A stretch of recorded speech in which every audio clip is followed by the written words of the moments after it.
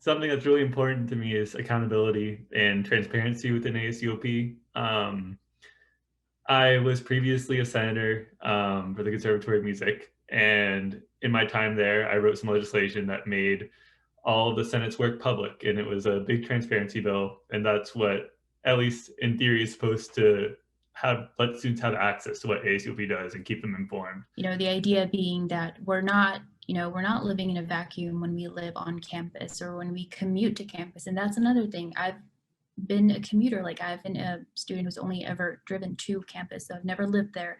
And there are hundreds of students just like me who live in and around the Stockton community. So in that sense too, it's important for us to kind of reach out into that community and um, see where we can get involved and where we can be, so that our students, so that Pacific students aren't just kind of living in this little bubble on campus. So when we'll first take office in the summer, we'll start by filling out the cabinet, because those positions are hired by the president and vice president, and then the Senate is elected. So we'll start out the summer just getting everyone familiar with their positions so that they're able to do their jobs and make sure that the rest of ASUOP is running the way it's supposed to. And then for some immediate initiatives we want to start is we want to continue developing the diversity, equity, and inclusion department in So ASUOP. I think just one of the things that I've really just been able to experience this year is actually like the Senate itself.